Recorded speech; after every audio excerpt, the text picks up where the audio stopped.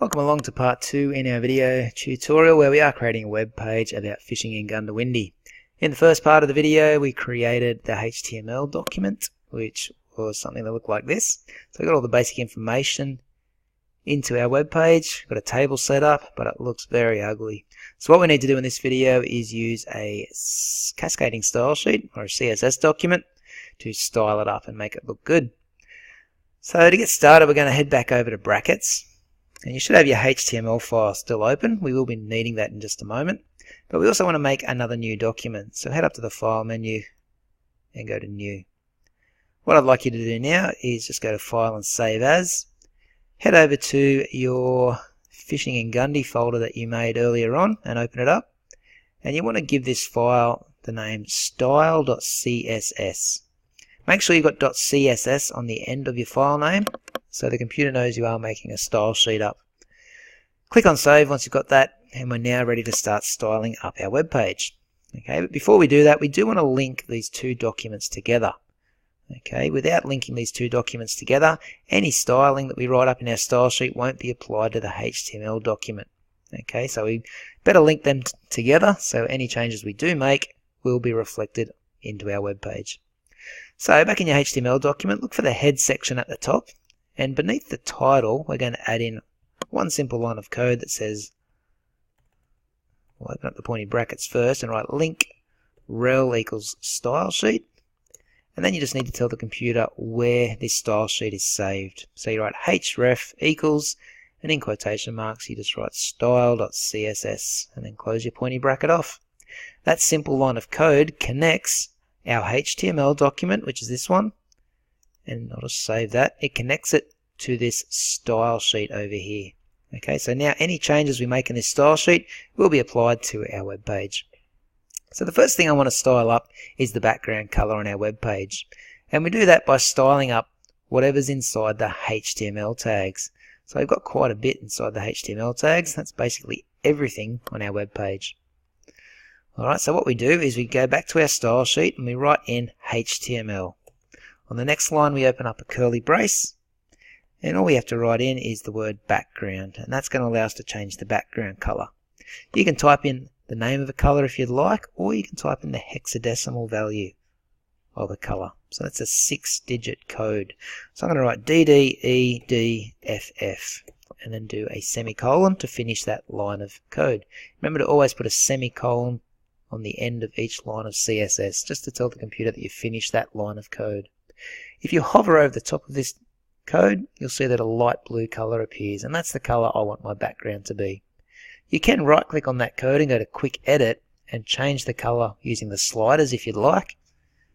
Okay, but if you're happy with what I've chosen, let's just stick with that. Press Ctrl S to save your style sheet, and now if you go and preview your web page, you should see that light blue color now has been applied in the background. Okay, the next thing we're going to style up is the font. If you have a close look at this font, each individual letter has some little caps or little feet on the end of them, and that's known as a serif font. That font is known to be easy to read in print, but on a computer screen, serif fonts are quite difficult to read. Okay, well when you compare them to a sans serif font, they are anyway. So what we're going to do now is we're going to style up the body tags. Okay, back in our HTML document, this is our body tag, and everything inside of it is about to be styled up.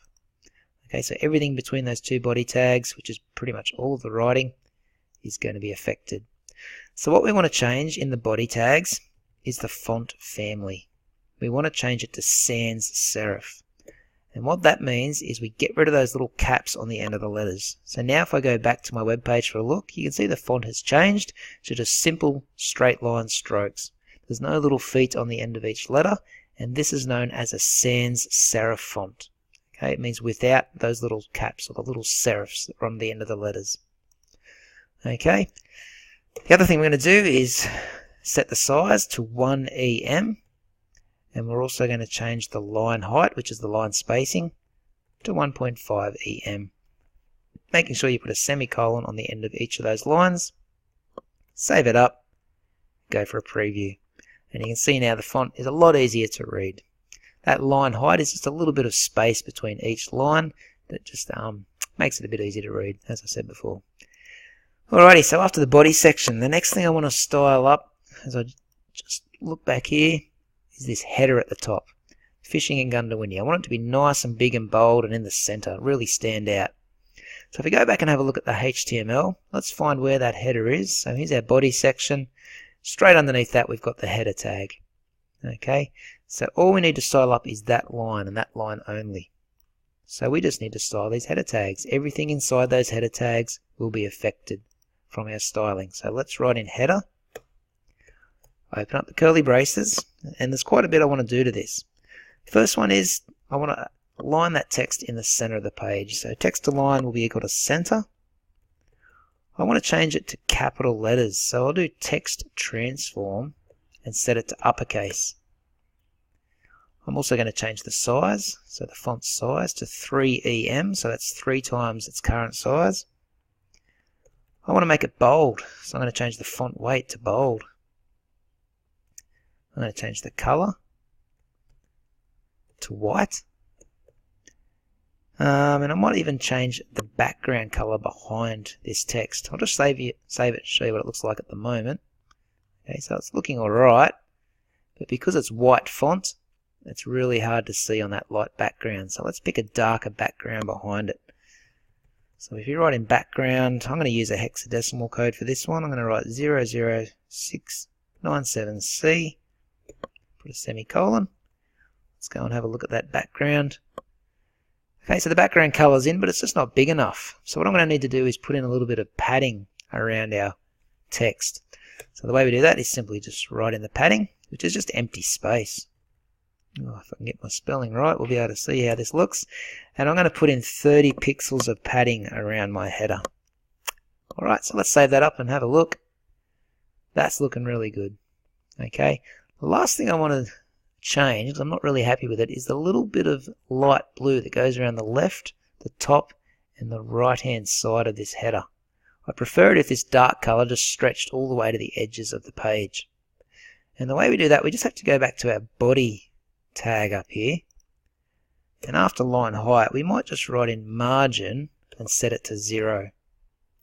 And what that will do is just make sure that we don't have a margin around the edges of our page there. That also creates a bit of an issue though down a bit further, because you can see now the text is hugging the edge of the page. And I think it looks a little bit squished. Okay, it hasn't got enough breathing room. So what we're going to have to do is give it a bit of breathing room down this left side of the page, and also on the right hand side, because you can see these pictures are hugging the right side of the page as well. So what I'm going to do, I've finished styling up this header section now. Okay, we're finished with that. So we'll come down to the article and style up the article section next. So this is everything inside the article tag that we're going to style up now. Alright, so let's come down below header. We'll write in article, open up a curly brace, and we're simply going to adjust the padding on the left of the page by 10 pixels. That's basically saying put in 10 pixels of empty space down the left side of the page. I also want to do that on the right side, so the right side of our web page also has 10 pixels of padding. Save that up and have a look, and you can see now our text doesn't quite hug the edge of the page. We've got 10 pixels of padding or empty space in both the left and right hand sides. Okay. Remember, this is the header section up the top, and we're not styling that up anymore, so that's why that doesn't have that little empty space. We just styled up the article section, which is all this text and down. Alright, so that looks good. That's the article section all styled up. Next thing I want to style up is the table. The table starts down here. Okay, and everything below that is pretty much table. It looks horrible, so let's start to make it look good. The first tag we're going to write in is the word table. We'll open up some curly braces, and I'm going to change the background color of my table. I'm going to make it white. Okay, it's just going to make it stand out from the background a little bit. I'm also going to reduce the font size to 0.85em, so that's a little bit smaller than what it currently is at 1em, so it's just a little bit smaller, not much. And I'm also going to change the line spacing, which is the line height. At the moment it's 1.5. I'm going to change it down to 1.25em in this table. So the font's going to appear a little bit smaller with a little bit less line spacing. Okay, you can also see the white background in our table now as well. It just helps it pop out off the original light blue background. Let's keep going though with our styling because it still looks pretty ugly. We'll put the text align as center, so all our text will be centered in this table.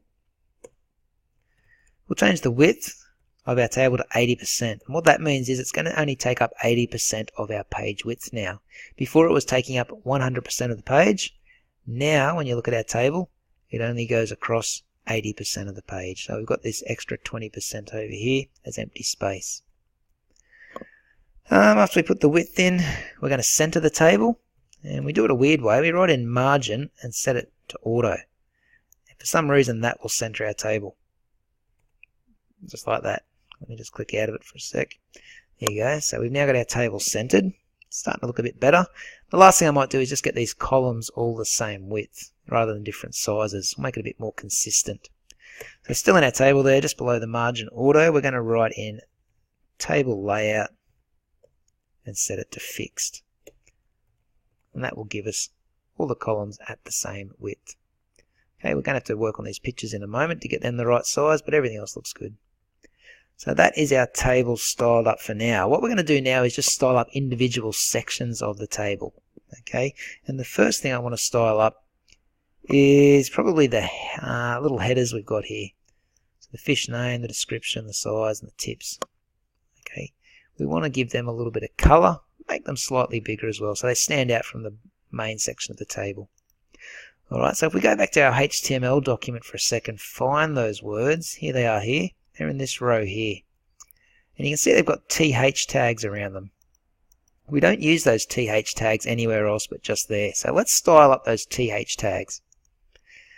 So beneath our table here, we're going to write TH, open up some curly braces. And we're going to change the background color behind those subheadings. So the background I'm going to choose is another hexadecimal code. So I write in hashtag 90C8E5. Okay, and if you hover over that, it's going to be like a well, there it is, a light bluey kind of color. So 90C8E5. Save it and have a look. You can see now that that's put a background color in behind those headings. Alright, but let's not stop there. We'll keep going with the TH tag and we'll give it something else. We'll change the font size back to 1EM. Remember, everything in our table changed to 0.85 EM just over here. Okay, we'll just make it back to its original 1 EM size. And that means we'll have to change the line height as well, which is the line spacing, back to 1.5. If we save that and go and preview it, just slightly makes them bigger and gives them a little bit of extra line spacing underneath them. Alright, so those little headers look good now. Pretty happy with how they're going. Next thing I might do, rather than just have a completely white table, I might just colour this second row in here a light shade of grey just to distinguish between the different rows in the table. Alright, so what we need to do is just style up a table row. So we write in TR, then we write we'll put in a colon and write nth child and write the word even in brackets. And that basically means we're going to style up every second row in the table, or every even row in the table. Open up your curly braces, and all we want to do is just change the background color. So change the background to hashtag F2, F2, F2. That's a real light shade of grey. So every second column in the table, which is just that one with Murray cod in it now, will be that light grey colour. Okay, and the ones either side of it will be white, just to help us break up our table a little bit. Okay, the next thing I might style up is this header at the top here. What can I catch? That needs to be a lot bigger and a lot bolder. Okay, so if we go back to our HTML, we'll try and find where that is. So here's our table, here's the first row in our table, and there it is there. What can I catch? Okay, if we were to style up that table row, make it bigger and bolder, all the other TR tags would be styled up the same as well. Okay, if we just want to style up this one row without affecting all the other TR tags, we have to give it a unique name. So this table row, I'm going to give a name, and it's called a class name. So we write TR class equals, and in quotation marks, you come up with any random name for this row. Should be meaningful though, so I might call it heading. Alright, so now this row, just that very first row, has a unique name called heading. So I'll save that up, and that means I can go over to my style sheet now, and I can style up just that row by writing tr.heading. So it means I am styling up a row in the table, but I'm just styling up the one called heading.